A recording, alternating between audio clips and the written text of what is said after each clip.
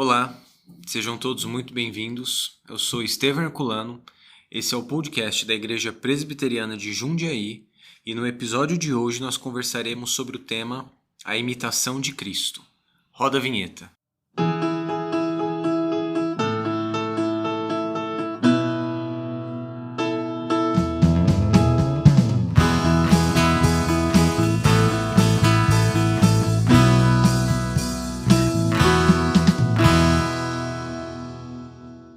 E aí, gente, tudo bem? Estamos aqui mais uma vez, retomando os nossos podcasts. Já tivemos o primeiro com o Reverendo Wilson e esse é o nosso segundo podcast que, de certa maneira, faz parte ainda de um assunto que a gente até comentou no podcast passado. Nós estamos aqui com o Luiz Henrique, que sempre está aqui com a gente, falando ou não, sempre está presente. Dessa vez falando um pouco. E o João Vitor, presença ilustre, que já veio algumas vezes e, de certa maneira, é parte da nossa bancada aqui, durante esse ano. Sua parte, o ilustre está sobrando na sua parte, gente. Mas o João, com a graça de Deus, vai estar presente mais frequentemente ainda, se Deus permitir, durante esse ano. É uma grande aquisição aqui para o nosso time. Sim. Foi difícil a negociação, A gente teve que desembolsar alguns milhões, pagar multa rescisória, mas a gente conseguiu a liberação dele. E vamos lá, gente, vamos conversar então sobre esse tema? Vamos lá. Tudo bem com vocês que estão ouvindo? Espero que seja tudo bem. Muito feliz de estar de volta aí. Agradeço o convite, tanto para gravar esse podcast quanto para poder participar de maneira mais fixa, E um pouquinho de contexto para a gente começar a falar sobre o tema, é o que eu acho importante. Recentemente foi publicado um livro chamado Praticando o Caminho, do pastor John Mark Comer. Ele foi publicado lá fora, há poucos anos atrás, e a Thomas Nelson logo trouxe para cá, em 2024, se não me engano. E é um livro que ele foca muito nessa questão do discipulado. E é um livro que segue essa linha da formação espiritual, das práticas das disciplinas espirituais. Muito de autores relacionados ao Dallas Willard, por exemplo, que são autores respeitados nessa área. E o livro ele acaba gerando um debate. Por quê? Porque de acordo com alguns reformados, primeiro, vou dar um disclaimer aqui, tá? Eu não li o livro, eu li muito comentário sobre o livro, muitas resenhas, mas eu não cheguei a ler o livro em si. Mas eu acho que é uma discussão que vale a pena já trazer apesar disso. Muitos reformados, eles pediram um pouco de cuidado com o livro pela maneira como o autor, John Mark Comer, ele fala da imitação de Cristo, dando muito a entender que a imitação de Cristo é como se fosse o centro do Evangelho. O discipulado é como se fosse o centro do Evangelho nesse sentido, de nós, a principal coisa que nós precisamos fazer, ou a principal coisa que o Evangelho tem a fazer, a nos ensinar, é nos levar à imitação de Cristo. Isso pode ter muito problema, Nós, como reformados, nós sabemos que isso pode ter muito problema, principalmente a partir do momento que isso traz uma perspectiva ali de salvação pelas obras, É como se Cristo tivesse vindo só para dar o exemplo moral para a gente poder seguir e dessa forma a gente para o céu, se conformar a Cristo, etc. Só que apesar dessa crítica ela ser uma crítica válida, ainda assim a ideia da imitação de Cristo ela é um tema importante. Ela é um tema que a gente vê na Bíblia. A gente vai conversar um pouco mais sobre isso. Mas outros reformados, eles também criticaram um pouco a crítica dos reformados, digamos assim. Tem um trecho aqui de um artigo do teólogo Guilherme de Carvalho, lá de BH, no artigo que ele está falando sobre formação espiritual, um pouco no contexto dessa discussão também, e ele comenta, sobre o tema da imitação de Cristo em geral, não sobre o livro. Ele fala, muitos reformados acreditam que a ênfase desmesurada na imitação de Cristo, às expensas de uma teologia do pecado e da graça, alimenta um estilo de espiritualidade moralista e imanentizada, sem transcendência, cheio do modelo de Cristo, mas carente do poder de Cristo. De fato, alguns teólogos ainda insistem em explorar a velha e já defuntíssima tese de uma tensão entre Jesus de Nazaré e o Cristo paulino para promover um cristianismo menos sobrenaturalista e mais jesuânico, mais pé no chão, entre aspas. Reagindo a esse erro, não poucos teólogos e pastores caem no erro oposto, de falar mais sobre justificação pela fé do que sobre a pessoa de Jesus Cristo. Frequentemente, a ênfase soteriológica vem acompanhada de uma desatenção para com a imitação de Cristo e um esvaziamento da dimensão pedagógica do discipulado. O currículo formativo ganha pouca importância. Então, assim, tem muitas palavras difíceis ali, muitas coisas desse debate da busca pelo Jesus histórico, mas em poucas palavras é isso. Às vezes, no esforço de criticar essa ideia de imitação, muitos acabam indo para o extremo oposto de ter uma ênfase soterológica muito na salvação apenas, né? Na justificação, o que Deus fez para nos colocar nesse status de salvos, e esquecendo daquilo que a gente faz depois que a gente é salvo.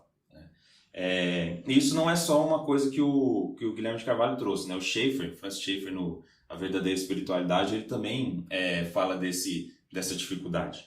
E o Schaeffer, né, reformado também, ele fala: agora, assim como na área consciente da santificação como um todo, aqui na restauração, tudo repousa sobre a realidade do fato de que o sangue de Cristo tem significado em nossa vida presente. E a restauração acontece à medida que nós, pela fé, agimos sobre esse fato nos casos específicos de pecado. Acho que grande parte da ênfase da igreja tradicional e ortodoxa na corrente histórica da Reforma tem deixado em pouco destaque o lado consciente da vida cristã. Isso não é uma segunda bênção, mas sim aprender a realidade do significado da obra de Jesus Cristo sobre a cruz na nossa vida atual e conscientemente começar a agir sobre isso. Então, é um problema que o Schaeffer estava detectando lá atrás, desse erro do extremo oposto, né, de que muitos reformados podem acabar caindo. E aí, a gente precisa... A grande questão que eu acho que essa conversa pode ajudar a responder é isso, né? Como que a gente mantém essas duas coisas sob tensão? Como que a gente pode tratar dessas coisas, né? E aí, você tem algum comentário inicial, algum comentário introdutório? O que vocês pensam? Você quer começar, Luiz? Pode, fica à vontade. Tá.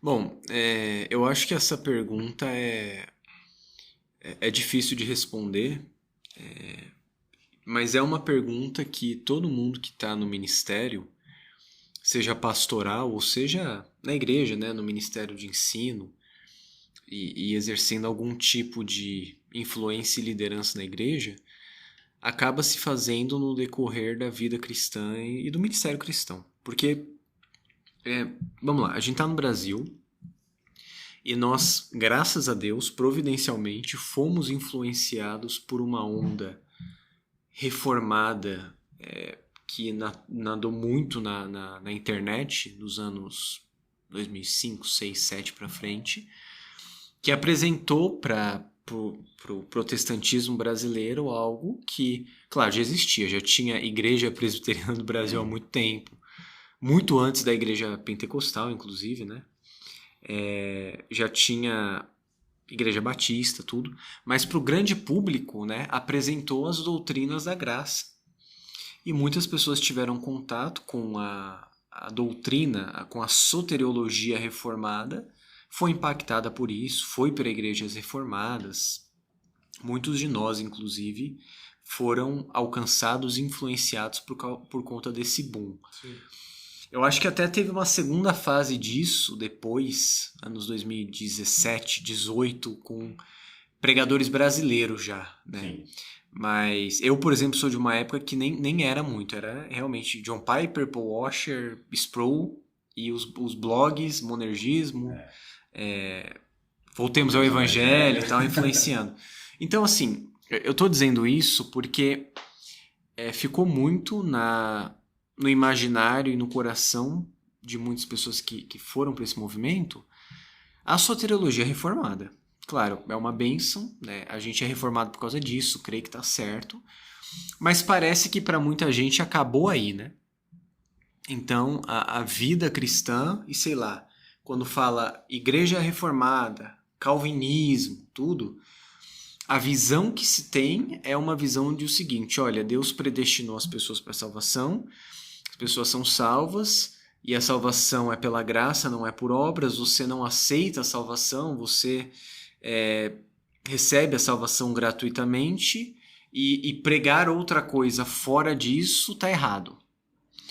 E claro, como eu disse, a visão soteriológica reformada está certa, mas assim, a pessoa creu e está na igreja, ela não vai passar a vida toda ouvindo sobre isso, e há um momento em que, apesar que ela deve ser relembrada disso, mas a vida cristã envolve uma série de dinâmicas paralelas e complementares que não se resumem à salvação, mas expandem isso, para além disso. Então, assim, a santificação, por exemplo, que é uma doutrina fundamental para a gente, está dentro do escopo do discipulado, e as pessoas que vieram para a igreja e foram salvas pela graça precisam também ser mantidas na igreja pela graça e aprenderem a exercer a sua vida cristã de acordo com as ferramentas que Deus dá. Você citou aí a questão do discipulado, né? A gente estava até conversando um pouco antes, eu vou citar isso aqui, se eu tomar a vez de alguém aqui, vocês me cortem, tá? Mas é porque nós temos alguns livros sobre discipulado. Eu não li o livro que você falou também, né? Eu acho que deve ser até recém-lançado, não sei. Sim, bem recente. Mas o livro, por exemplo, clássico, que muita gente cita sem ter lido, né? Do Bonhoeffer, Discipulado. Trata o discipulado como imitar a Cristo. O livro de Mark Dever, da série Nine Marks, né? Trata o discipulado como levar pessoas a imitar a Cristo. O pastor Jonas Madureira, um pastor batista, que tem um livro chamado Custo do Discipulado, inclusive citando esses livros, mostra que a ênfase só em uma das coisas é problemática. Uma ênfase de discipulado como apenas imitar a Cristo atomiza a vida cristã e o discipulado e torna o discipulado uma coisa mística, meio Quaker, sabe? Meio quaker, né? Eu falei a palavra aqui, mas meio assim, Deus, eu orando, disciplina espiritual, oração, jejum, isso é a vida cristã. Por outro lado, uma ideia de discipulado apenas como levar pessoas a imitar a Jesus tem essa ênfase apenas de captar gente, trazer para o nosso grupo e criar um tipo de sociedade da igreja, e não tem a vida contemplativa cristã, a vida de oração e tudo mais. Então, João, eu estou querendo dizer que, de qualquer maneira, lidar com o assunto da imitação de Cristo e do discipulado é problemática, porque a gente sempre quer ir para um extremo do discipulado. Sim. Ou tratar o discipulado como vida monástica, né? E matar a comunhão e o envolvimento da igreja. E, por outro lado, tratar o discipulado como só coletivo e não individual também. Eu vou terminar aqui essa primeira interação, né? Só citando um exemplo que eu percebo disso, olhando para o modelo de igrejas, às vezes, litúrgico e de relacionamento. Eu percebo a ênfase do discipulado como a pessoa imitando Jesus, só ela, quando eu vejo a ênfase das pregações da liturgia de uma igreja do tipo assim: você precisa ir, você precisa orar, você precisa jejuar, você precisa pedir pelas suas coisas, você precisa se aproximar com Deus, ter tempo a sós com Deus, praticar disciplinas espirituais. É uma ênfase só individual. Então, você vê o tempo todo a igreja batendo naquilo. E aí, quando você olha, por exemplo, uma liturgia de culto, você vê que ela não é coletiva. Cada um está fazendo sua liturgia, cada um está orando alto, sozinho, sem ter uma oração coletiva.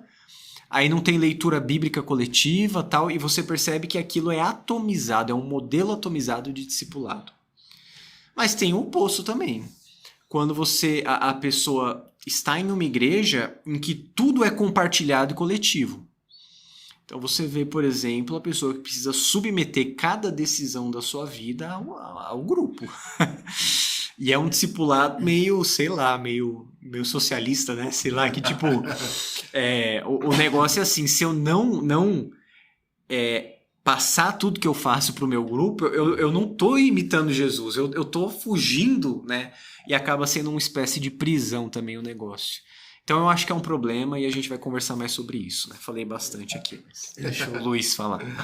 Não, pensando também nisso que vocês falaram, eu, pouco tempo atrás, né, eu vim da Assembleia de Deus E eu fiquei um bom tempo sem participar, né? Principalmente porque hoje estou aqui na igreja presbiteriana. Mas eu tive a oportunidade, por ocasião aí, de participar pelo menos da parte da pregação de um culto da Assembleia de Deus. Faz pouco tempo. E eu acho que foi algo bem pontual, porque na minha época não era assim, mas o pregador ele estava enfatizando bastante, batendo bastante em Calvino, em teologia reformada e tudo mais. E aí isso me fez refletir, no sentido de que, falei, nossa, óbvio, né? Teve toda essa questão de que a igreja reformada tem recebido muitas pessoas vindas de igreja pentecostais, carismáticas, e isso faz com que essas igrejas tenham tratado isso de uma forma diferente, mas não querendo apontar dedos, mas isso me deixou feliz no sentido de que, falei, olha, eu estou numa igreja hoje em que, beleza, nós temos a questão da soteriologia, temos diversos pontos que nós defendemos e confessamos, mas Calvino ele não é o idolatrado na igreja, né? E as coisas que a gente faz aqui são pensando muito fundamentados na Bíblia, e pensando muito também na imitação de Cristo, né? Então, isso como algo bom. Mas trazendo mais para esse tema mesmo, né, da imitação de Cristo, eu fico pensando de que como é difícil a gente pensar sobre isso em específico, porque primeiro, a gente vê nos evangelhos uma parte pequena da vida de Jesus. Os próprios evangelhos dizem que não daria para, se fosse escrever tudo que há para se escrever sobre o que Jesus fez aqui na Terra, muita coisa, né, seria. Mas, ao mesmo tempo, a gente tem exemplos de pessoas que conviveram com Cristo, ou seja, a gente imita os que imitam a Cristo. E a igreja primitiva, de certa forma, foi fundada e foi crescendo nesse aspecto, né? Então, eu acho que gera pra gente algo de como nós devemos também fazer. Sim. Né? Eu acho interessante você trazer essa ideia bíblica, né, de pessoas que imitam a Cristo, né, como isso a gente vê nos evangelhos, porque talvez o lugar mais claro que existe imitação, que essa ideia de imitação na Bíblia, seja o texto clássico de Paulo, né, que Paulo fala em 1 Coríntios 11:1, né, sejam meus imitadores, como também eu sou imitador de Cristo. Sim. Então, essa pensando aqui já um pouco sobre o que a Bíblia fala sobre a imitação de Cristo, né? Que, no final das contas, é o que importa, né? Mas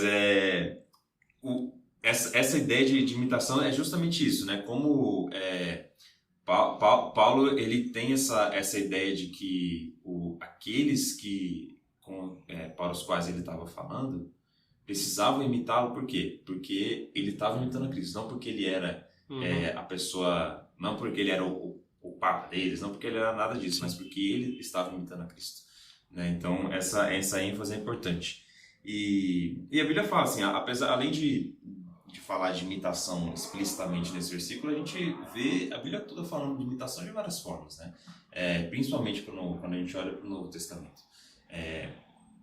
Além desse texto, a gente pode pensar, por exemplo, em textos em que os apóstolos, né, os escritores bíblicos, eles exortam os leitores a fazer aquilo que Jesus fez, andar como ele andou. Então, por exemplo, 1 Pedro 2:21, uns versículos para frente fala disso. 1 João 2:5 e 6, João fala como nós devemos também andar como ele andou, né? Então, trazendo essa ideia de que a gente deve proceder como Cristo procedeu. Cristo, ele de certa forma, ele dá o exemplo, o caminho que a gente deve seguir, né? Mas tudo isso ele é feito num contexto da ética do Novo Testamento, que é um contexto diferente. Não é só a ideia de que nós devemos andar como Cristo andou e ponto final. O seu papel vai lá, imita Jesus e você está feito na vida. Mas qual é o contexto da ética do Novo Testamento? Qual é o contexto da, digamos assim, de santificação do Antigo Testamento? Como que isso acontece? Do Novo, né, que você está falando. Desculpa, falei do Velho. Desculpa, é do Novo Testamento. Na verdade, tudo isso é aquela ideia da gente se revestir de Cristo. A gente vê isso lá em Romanos 13:14, Gálatas 3:27, né, e outros textos ainda. Mas qual que é essa ideia? Nós morremos com Cristo, nós somos crucificados com Cristo, e dessa forma nós morremos para o mundo. E aí, como é simbolizado no batismo, né? Nós renascemos com Cristo no batismo, nós ressuscitamos com Ele, agora nós somos novas criaturas, certo? Então nós temos uma nova identidade em Cristo.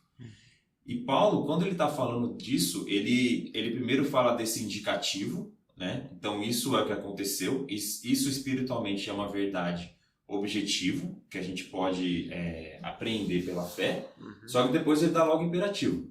Por causa disso, vocês precisam se revestir de Cristo. Porque isso já aconteceu, porque vocês já são novas criaturas, vocês precisam se revestir de Cristo. Então veja só, não é só que você tem que imitar Cristo e pronto. Não é só que você tem que seguir o exemplo moral de Cristo. Mas a transformação, a regeneração através do Espírito, ela já aconteceu.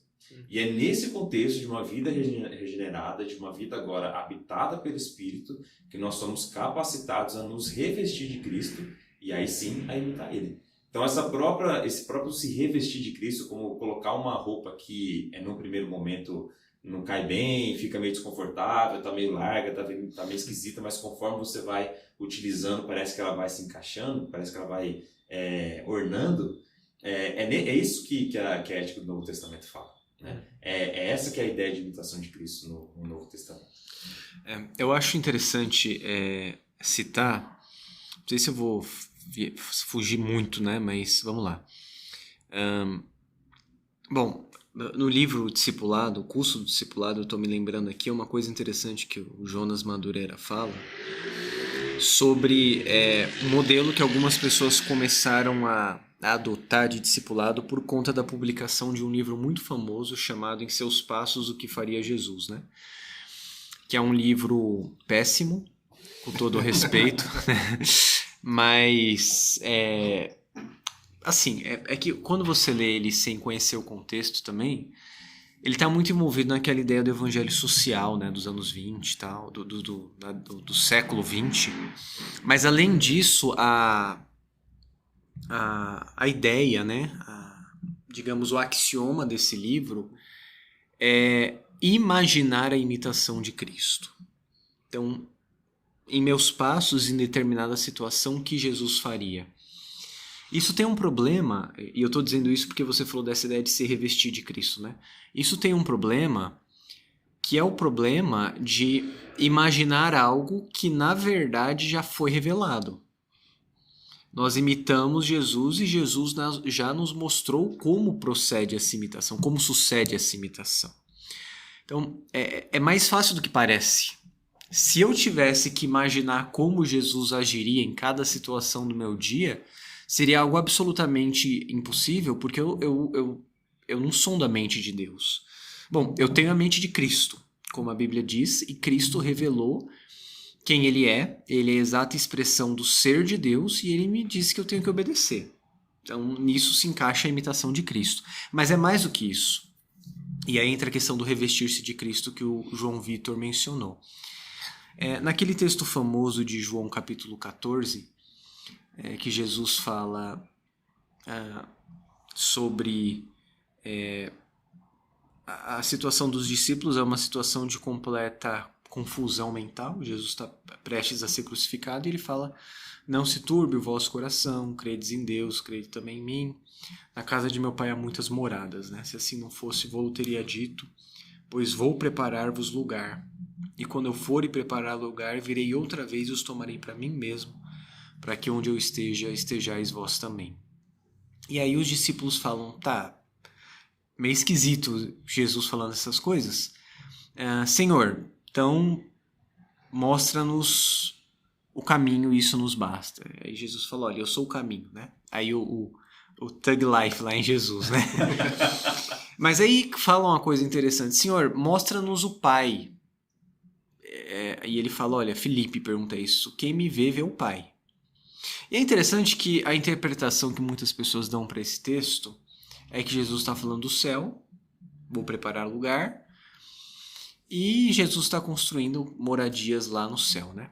Mas, na verdade, não é isso que ele está dizendo, né? Quando você lê o texto amplo, claramente, o capítulo todo e a continuação do discurso, o lugar é a cruz que ele vai preparar. Ele fala, vocês sabem o caminho para onde eu vou. Para a cruz, ele vai ser crucificado. E aí Jesus fala sobre preparar morada e diz versos depois, lá no verso 23 ou 26, se eu não me engano, que ele e o Pai viriam e fariam morada nos discípulos. Então, o que é a morada? É Deus habitando nos discípulos, em nós. E quando isso vai acontecer? Jesus fala que viria e tomaria os discípulos para ele mesmo, para que onde ele estivesse, os discípulos estivessem também. Jesus está falando sobre o derramamento do Espírito no Pentecostes. O que Jesus está falando nesse discurso de João 14? Eu vou para a cruz, preparar lugar. Esse lugar vai ser preparado. Eu virei, o outro Consolador, tomará vocês, e por meio disso, eu, Pai e Espírito habitaremos em vocês e faremos morada em vocês. Então, o João está falando sobre se revestir de Cristo, né? Deus habita em nós. Jesus habita em nós. O Espírito habita em nós. Portanto, é possível imitá-lo. Nós não somos como Jesus, não somos Deus, não somos perfeitos, obviamente, mas há em nós o Espírito que, estando em nós, nos guia toda a verdade, nos conduz à verdade. Nós temos a mente de Cristo, nós somos capazes de julgar este mundo porque a divina semente está em nós, como João também diz. Essa divina semente influencia nossos pensamentos, ações, planejamento, e a gente teve podcast sobre cosmovisão, né? E a nossa visão de mundo com Deus em nós muda completamente, de modo que a nossa vida assemelha-se à vida de Cristo. Porque no fim nossa personalidade é análoga à de Deus, né? Por analogia nós imitamos aquele que habita em nós e que nos fez segundo a imagem e semelhança dele. Então eu acho que a gente vai por aí. Nós nos revestimos de Cristo. Cristo habita em nós. Nós somos imagem e semelhança de Deus e essa imagem foi redimida por causa da obra de Cristo. O Espírito Santo habita em nós. E a gente consegue viver para a glória dele. Ainda de maneira imperfeita, mas verdadeiramente para a glória dele. Legal, não, trazendo para um outro lado, acho que o Estevam falou muito bem aqui. Falei muito de novo. Não vou atrapalhar monopolizando o raciocínio. O negócio aqui. Não, mas pensando nessa questão de imitação mesmo, né? Quando a gente está crescendo, por exemplo, a gente costuma talvez imitar os nossos pais, ou imitar algum ídolo que a gente tem na música, sei lá, na Chimbinha. Chimbinha. Nossa. Pintar o cabelo, né? Fazer luzes, né? Mas... realmente a imitação aqui, né, que é colocada ali, que o João falou, não é uma imitação nesse sentido, né, porque nesse caso a gente imita só a parte externa, vamos dizer assim, né, a gente não consegue imitar de uma forma profunda, mas quando realmente a gente tem o Espírito Santo morando dentro de nós, isso passa a ser possível, como o reverendo Estevam comentou, né. Da mesma forma que também a gente estava comentando, ou na verdade o reverendo Wilson estava comentando no outro podcast aqui, sobre oração. E trazendo aqui algo pessoal em relação a isso, uma dificuldade que eu tinha nesse quesito de oração era de manter uma regularidade a respeito disso. E a partir do momento que eu criei uma rotina e me forcei a fazer aquilo por um tempo, isso passou a ser natural. Então eu digo que da mesma forma a gente imita Cristo nesse sentido. A gente vai lá, no começo a gente talvez não quer fazer ou tem uma reluta para fazer aquilo, mas até que aquilo se torne o mais natural possível. Óbvio, vai ter momentos em que a gente não vai conseguir fazer, a gente é imperfeito e não é sempre que isso vai acontecer, mas acho que esse é um caminho aí talvez, né? Eu acho que é nesse sentido que essa ideia de formação espiritual se encaixa, né? Porque essa doutrina da imitação de Cristo está muito relacionada nesses debates, nesses círculos teológicos, à ideia de formação espiritual. Formação espiritual a gente tem em todo lugar. Em todo lugar você está sendo espiritualmente formado de alguma forma. né? Através daquilo que a gente consome, daquilo que a gente ouve, daquilo que a gente se relaciona, etc. Mas qual que é o alvo da formação espiritual distintivamente cristã? É a conformação à imagem de Cristo. Como fala em Romanos 8. Né? Aqueles que Deus chamou, Ele justificou, né? E aí Ele... Nossa, agora estou perdendo a ordem. Me ajuda aí. Predestinou, agora justificou... Predestinou, chamou, justificou, glorificou. Isso. Só que depois ele fala... na verdade, isso ele fala um pouco depois, porque ele fala, né? Aos que de antemão... Isso, exatamente.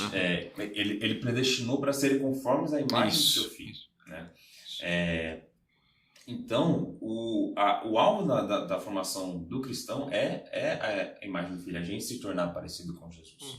E isso acontece quando a gente começa a demonstrar na nossa vida, essa palavra que você usou, né? De maneira, de certa forma, natural, demonstrar na nossa vida as virtudes de Cristo. É óbvio que quando a gente fala de maneira natural, parece que é algo que a gente vai conseguir aqui, né? Parece uma coisa meio coach, assim, né? Você vai crescendo e do nada você está fazendo assim e nem percebe, né? Mas é realmente isso. A virtude de Cristo nada mais é do que um bom hábito. Nada mais é do que a sua alma, ela está habituada a fazer uma coisa boa, né? A fazer algo bom, a demonstrar algo bom, né? E aí, juntando com o que o Estevão falou, da habitação do Espírito, né? Que o Espírito já habita em nós, nos capacita isso, né? E nos dá a mente de Cristo, nos capacita a enxergar, a pensar nas coisas. O que a gente lê lá em Gálatas, por exemplo, quando fala do fruto do Espírito? Quando a gente pensa em amor, paz, longanimidade, benignidade, bondade, fidelidade, mansidão, próprio. O que é isso, basicamente? São virtudes. Né? Se você olhar para essas palavras, você vai ver que são coisas acreditadas, né? Paciência é uma virtude, né? Longanimidade é uma virtude, né? Sim. E o que é uma virtude? É algo que você vai se esforçando para fazer, se esforçando para cultivar na sua vida, até um ponto que começa a se tornar menos difícil, digamos assim. Né? Como você falou, da oração se tornar natural. De novo, enquanto a gente está habitando nessa carne que ainda sofre com os efeitos do pecado, apesar de nós não estarmos mais sob o domínio do pecado, a gente ainda sofre com esses efeitos. Né? A gente ainda sofre com a presença do pecado. Então a gente não vai conseguir fazer isso de maneira sem conflito, de maneira totalmente natural, nunca. Né? Mas ainda assim, o caminho de santificação é o caminho que a gente vai crescendo nisso, gradualmente. E é nisso que consiste a imitação de Cristo. Né? É muito mais nós apresentarmos o caráter de Cristo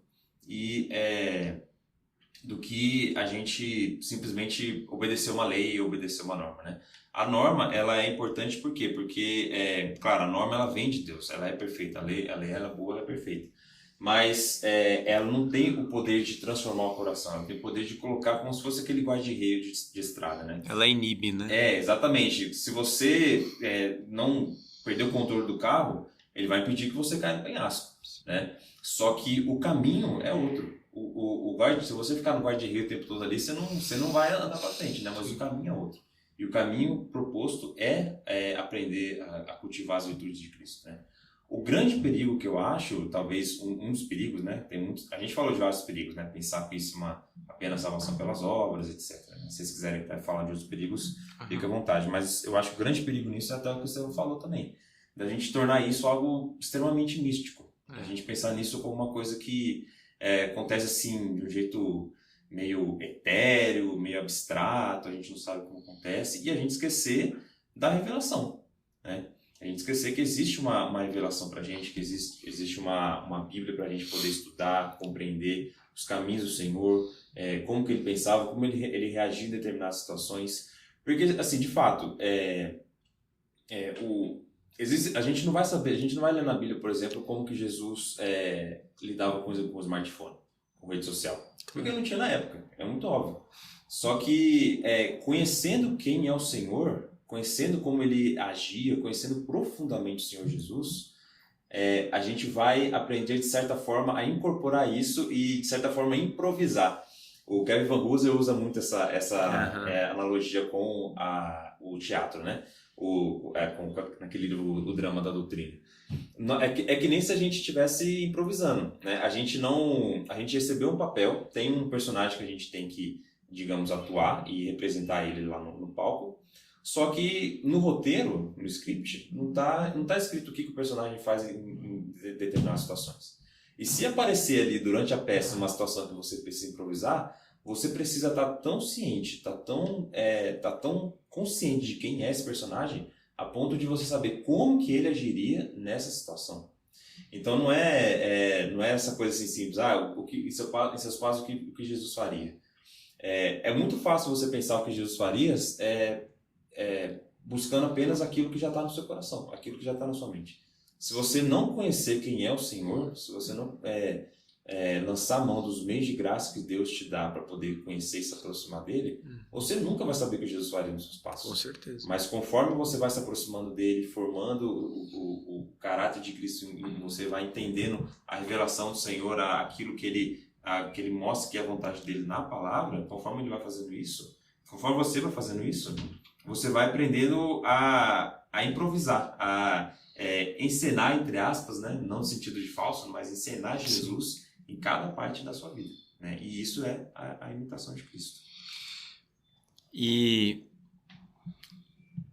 o que fica muitas vezes pra gente é que,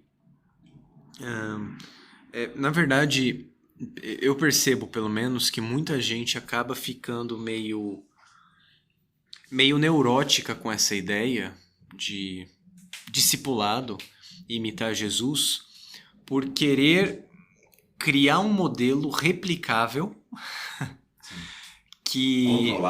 controlável, tipo uma experiência de laboratório que você consegue replicar, né? Franqueável, que seja aderente em todos os lugares e para todas as pessoas. E isso é impossível. Você citou o Van Hooser. Cada um de nós tem um papel nesse drama, né? Que nós encenamos no teatro de Deus. Que eu não sei se os ouvintes estão familiarizados com esses termos, porque isso vem de Calvino, da ideia, né, do homem no teatro de Deus, e é uma tônica do Van Hooser, que é um escritor moderno, reformado e muito, muito profundo, né? Então ele dialoga com várias áreas. Mas essa ideia do teatro é uma ideia que está presente em Calvino. E Van Hooser, inclusive, referencia Calvino, né? Mas, enfim, o ponto é que nós participamos disso e cada um tem um papel. Então, a prática do discipulado é óbvio, a gente tem que orar, tem que ler a Bíblia, né? Mas cada um de nós tem situações particulares na vida, dentro do caminho que Deus tem para nós, que é diferente para cada um, e a aplicabilidade dos preceitos bíblicos e da imitação de Cristo, às vezes, é dinâmica, é diferente. Isso, dependendo de como for, tem diferenças por conta de cultura. Há problemas que a nossa cultura tem que não são um problema tão grande para uma cultura oriental, talvez. Sei lá, uma festa cultural que a gente tem, que a gente não comemora e costuma pregar contra, acertadamente. O carnaval não é um problema para o cristão chinês, né? A sensualidade entranhada no Brasil, na cultura brasileira, é uma coisa que talvez um cristão num país oriental muito fechado não consiga perceber a minúcia disso e como está presente em todas as áreas. Agora, a gente tem que imitar Jesus, de certa maneira, dando resposta para isso, né? Por outro lado, outros lugares têm problemas sérios com uma idolatria do Estado que a gente não tem de maneira tão acentuada, mas tem cristãos que precisam imitar Jesus nesse sentido. Então, eu acho que é maravilhoso pensar que o discipulado cristão e a imitação de Cristo é possível a todos os crentes, né? Não crente não, mas a todos os crentes, porque Deus tem um plano para a vida daquela pessoa e ela pode se conformar à imagem de Cristo sem anular a sua personalidade, o seu círculo de pessoas que conhece, a família em que nasceu, porque Jesus redime todo tipo de pessoa, né? Embora ele não redima todos, sem exceção, ele redime todos sem distinção. Então, para você que está escutando, nos seus dilemas particulares, com a sua família, com a sua esposa, o seu filho, com seus pais, na sua escola, no seu trabalho, é possível imitar Cristo. Tanto quanto um pastor imita no seu ofício pastoral, quanto um professor imita, quanto um gerente ou empresário imitam, de maneiras diferentes, porque a vida é dinâmica, mas com um princípio de Cristo habitar em você. É algo dinâmico. Não existe um único modelo ou uma única atitude a tomar. E sabe o que nos ensina muito isso? É o livro de Provérbios. É incrível olhar para o livro de Provérbios e ver o modo como Deus dá conselhos diferentes para situações diferentes o tempo todo. Mesmo livro que fala para você discutir com o tolo, fala para você não discutir com o tolo. E o mesmo livro que fala para você vai lá e seja justo com a sua causa, fala, olha, abre mão disso aí que não vale a pena. Mas como assim, né? Uma esquizofrenia em Provérbios? Não, cara, porque a vida é absolutamente dinâmica.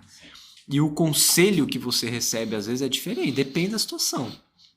Então, parte fundamental da imitação de Cristo é fazer aquilo que Jesus mesmo falou, aprender a ler a época, a remir o tempo, a ler a situação específica na qual você está submetido. E Jesus fez isso. Às vezes ele endurecia o discurso absurdamente para um fariseu, sei lá, e para uma pessoa desprezada ele era absolutamente distinto no tratamento. Ele é Deus homem do mesmo jeito, mas a situação era diferente. Né? Para terminar aqui minha fala, é engraçado que a gente costuma ter sempre a ideia de que servir a Jesus é ser corajoso o tempo todo. Bom, muitas vezes isso é verdade. Mas eu preguei recentemente aqui na igreja em Marcos 13, né? E ali, uma das coisas ditas ali é sobre a queda do templo. Cara, Jesus fala assim, quando o templo começar a cair, vocês fujam, tá? Senão vocês vão morrer. Vocês dão no pé, vão pro monte e fujam. Jesus ensinando a fugir, cara, ele ensinou. Por quê? Porque nem sempre a imitação de Cristo é enfrentar uma situação que não vai render nenhuma glória para Deus e você claramente vai perder. Então, enfim, o Espírito Santo nos guia a compreender essas coisas, né? Eu fiquei pensando um pouco diferente do que o Reverendo trouxe aqui. Quando a gente olha para Hebreus, por exemplo, e a gente vê, óbvio, não só em Hebreus, né, mas vê um aspecto de como Jesus ele foi tentado em todas as coisas e não pecou, né? Mostra também, trazendo aquela parte que você falou de um Jesus meio místico, né? E de como a gente imita ele de uma forma meio mística, traz pra gente um outro aspecto, né? Um aspecto de que Jesus ele é 100% Deus, mas ele é 100% homem. Sim. Ou seja, as coisas que ele realmente foi tentado. Não é como se no deserto ele fala, beleza, agora é a hora que eu vou lá e eu falo isso pro diabo. Não, ele realmente foi tentado naquele... e não pecou. E por ele ser 100% Deus, mas ele também é 100% homem. Por isso a gente também consegue imitar ele. Tem que buscar isso, né? Sim, com certeza. Vocês falando aí, eu tava pensando aqui que eu acho que talvez uma das coisas assim que um dos perigos que a gente precisa evitar quando a gente pensa nisso é achar que é automático e fácil. Né? Que tem tudo a ver com isso, tem tudo a ver com essa questão da sabedoria, da gente precisar buscar sabedoria e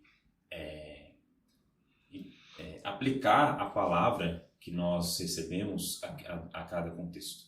Né? Eu fico bastante incomodado em algumas ocasiões, conversas, etc., quando eu vejo, né, claro, de cristãos reformados, né, como muitas vezes a gente despreza essa necessidade da gente se esforçar em aplicar a palavra. Né? Eu não sei, é uma coisa que eu sempre penso assim, de onde será que vem? Será que o fato da gente ser salvo pela graça faz as pessoas meio que se acomodarem? Tô tranquilo, então, como eu sou salvo pela graça mesmo, não preciso fazer muita coisa que não, porque o Espírito Santo já habita dentro de mim, ele já vai me direcionar, tá bom, ele né? já não vai deixar eu cair, então já tá bom, né? Então não preciso me esforçar muito. Mas é uma Mas é uma confusão muito grande, porque a gente, só porque a salvação ela é de graça, a gente acha que ela a gente acha que ela não tem valor, entendeu? Não tem preço.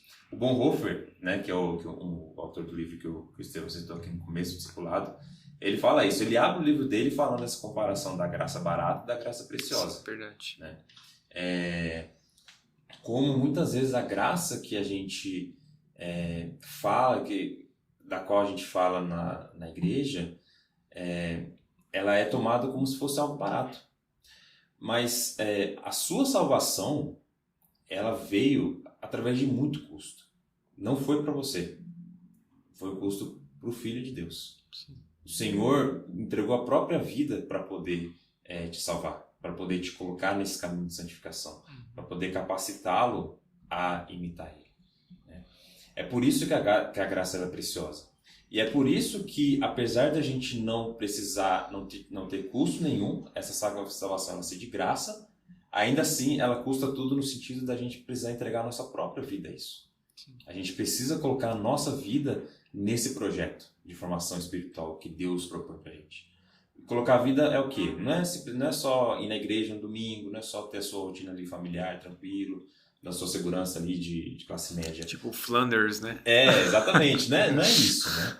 Você colocar toda a sua vida, você colocar a sua mente, o seu entendimento, como que isso se aplica no meu dia a dia, como que eu imito a Cristo no meu sono, como que eu imito a Cristo no meu trabalho, na minha maneira de lidar com os meus hábitos, com a comida, com a alimentação, com o meu corpo, como que eu aplico isso, né? É isso que significa você entregar toda a sua vida para esse Deus que te salvou. E aí, eu acho que isso esse para mim é um ponto muito importante. Eu acho que essa talvez seja a principal contribuição da teologia reformada para a doutrina da imitação de Cristo. Porque muitas formas, muitas tradições que enfatizam a imitação de Cristo, elas não enfatizam tão fortemente a graça de Deus. E por que eu acho isso importante? Porque quando a gente fala que é difícil, quando a gente fala que dá trabalho mesmo, sangra mesmo, é difícil, a caminhada cristã de fato é uma caminhada custosa, porque a gente toma a nossa cruz, a gente pode esmorecer, a gente pode desanimar, a gente pode acabar falando, mas, pô, pregaram para mim que era tudo pela graça, que era só ter fé, pela fé eu obtinha tudo isso, e agora? E agora que eu estou sofrendo? E agora que eu perdi um ente querido? E agora que eu estou sofrendo com uma doença em mim mesmo ou na minha família, né? Como é que eu continuo caminhando? Como é que eu continuo perseverando? Mas a ênfase reformada na graça de Deus, ela nos dá a motivação necessária para a gente continuar prosseguindo. Porque a imitação de Cristo, ela vem de entender que esse Deus ele é tão gracioso, que ele te amou tanto, que você não faz nada além de se entregar para ele. Quando você vê que uma pessoa, né, com um relacionamento normal, assim, pessoal, né, uma pessoa, ela de fato ama você, de fato cuida de você, de fato se entrega para você, você é constrangido a também se entregar a essa pessoa de certa forma, né? Também cuidar dessa pessoa, também ajudar. Né? Quanto mais com Deus, que deixou toda a glória dele, Filho de Deus deixou toda a glória dele, encarnou, viveu o que a gente viveu, e morreu a nossa morte para poder nos dar essa salvação.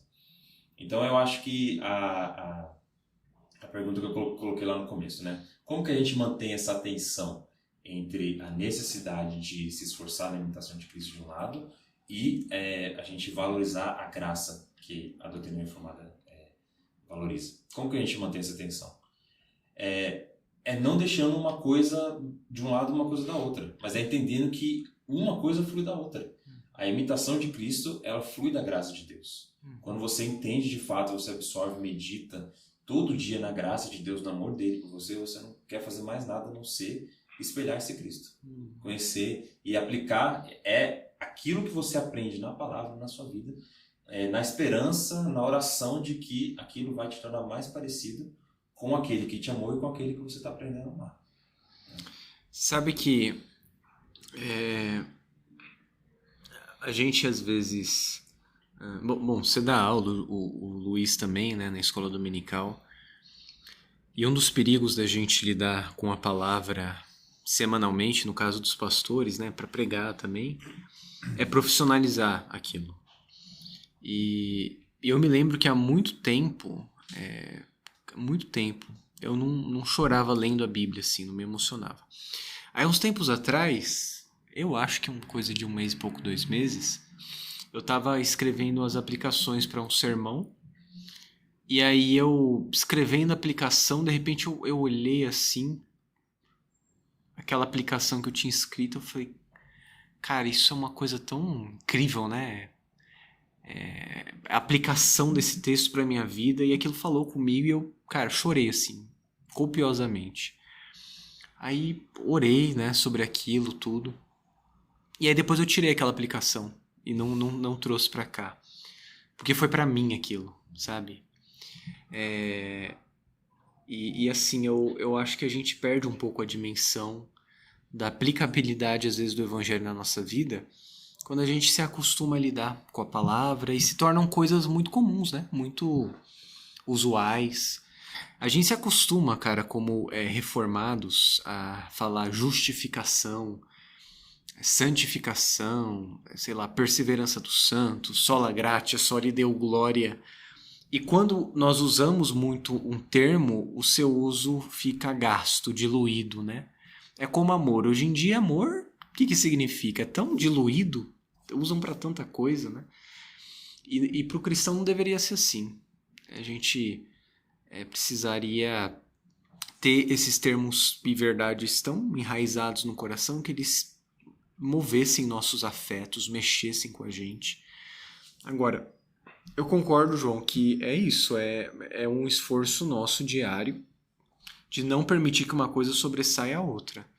Nós temos uma teologia muito sólida, graças a Deus, mas essa teologia necessariamente precisa gerar piedade.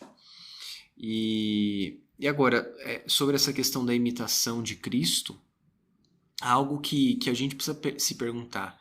Em que área a gente não está levando isso a sério? Eu percebo isso em muitas áreas da minha vida. Assim, falando, né, recentemente com uma pessoa da minha família, a gente conversando e eu conversando com ela, dando algumas opiniões sobre determinado assunto. Aí eu parei para pensar, eu falei, cara, eu não dei nenhum conselho cristão. Parece que eu desvesti a capa de conselheiro bíblico e falei da minha cabeça. Eu percebi que certas conversas informais para mim são áreas que eu preciso santificar e imitar Cristo, né? Não de uma maneira chata, pedante, sim. Mas por que não está fluindo a teologia que eu professo naquela área? Porque tem áreas do meu coração que querem caminhar por si só e não segundo o temor do Senhor. A gente precisa se perguntar, em qual área da minha vida Cristo não está sendo imitado? E trabalhar para imitá-lo naquilo. Sim. Eu queria aproveitar esse gancho e, já caminhando para o final, pensar em maneiras práticas da gente fazer isso. Né? Uma maneira prática é justamente isso. A gente se perguntar. É uma coisa muito prática, né? Qual área? Parar e pensar, analisar a nossa vida. Qual área que a gente não tem imitado a Cristo direito? Talvez outras questões práticas, né, que a gente falou aqui também, né? Meio de graça, leitura, oração, comunhão. Bíblia, comunhão. Acho que sim. Nós também negligenciamos muito o conselho do irmão. Sim. A comunhão também, Deus se mostra, se manifesta, né? A oração do povo de Deus por você e a convivência cristã. Sim. Isso é algo maravilhoso. Uma coisa, isso foi eu pensei em todas essas, mas assim, aqui eu notei mesmo foi essa ideia de imitar outros, né? Através da convivência. A gente vê isso, a gente vê recomendações de diversas maneiras na palavra, no próprio livro de Provérbios, né? Sim. Do ferro afiando ferro. Sim. Mas lá como a gente leu aqui no começo, né? 1 Coríntios 11:1, Paulo falando para eles serem imitadores dele como ele é de Cristo. E lá em Hebreus também a gente vê isso, né? Quando o autor aos Hebreus, no final da carta, recomenda que nós imitemos a fé dos líderes que ministram em nosso meio. Que ministrar a palavra de Deus. Essa ideia de... Isso a gente consegue na comunhão, na convivência regular, intencional, constante com os nossos irmãos. Né? E eu acho que isso é importante, por quê? Porque, como você falou, o Senhor fala através da igreja dele. O Senhor habita na igreja dele, ministra na igreja dele, né? E os nossos irmãos são maneiras, digamos assim, encarnadas, palpáveis, pelas quais o Senhor se apresenta a nós. Muitas vezes a gente não conviveu com Jesus, não andou com Jesus. E a gente não... E apesar da gente crer pela fé que de fato o Espírito Santo habita no nosso coração e nos capacita, nós temos uma igreja visível na qual nós precisamos estar. E não é à toa que a gente está numa igreja que é visível. Não é à toa que, apesar de eu poder dizer que eu sou irmão de um irmão meu lá na China, eu não tô comungando com ele visivelmente como eu estou comungando com os meus irmãos da PJ. Sim, né? sim. E você conviver com os irmãos, através dessa convivência você começa a imitar aquelas pessoas que de fato têm caminhado ao lado do Senhor. E têm demonstrado os frutos de uma pessoa que tem sido transformada pelo Espírito.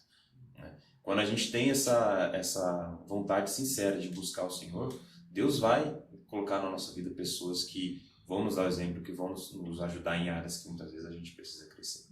Então, essa ideia de imitar Cristo através da imitação de bons exemplos de fé, principalmente aqueles exemplos com os quais a gente convive, essa é muito importante. Né? Eu acho que é uma dica prática importante. Sim. Quando a gente olha para o Novo Testamento, principalmente, né, os conselhos dos apóstolos, as exortações, né, óbvio, né, aquilo lá é inspirado por Deus e nós temos que ter toda uma reverência em relação a isso, mas o que a gente precisa pensar é que aquilo foi vivido, né, que aquilo aconteceu e que, da mesma forma, como vocês bem colocaram aqui, a nossa vida em comunidade, acho que é o ponto, né, para a gente ser exortado, para a gente ser animado, né, e para a gente perceber quais são os pontos que a gente precisa melhorar, né. E no final, talvez, lembrar de que todas as coisas cooperam para o bem daqueles que amam a Deus. E qual que é esse bem? É ser justamente conformados à imagem de Cristo, né. Então, isso acontece com a vida em comunidade, acontece com a nossa autoanálise em relação a pontos que a gente precisa melhorar. Isso vai acontecer, tem que acontecer e tem que ir subindo o nível para essas coisas até que Cristo volte, até que a gente vá para Ele. Né? E não negligenciar aquilo que os nossos irmãos apontam.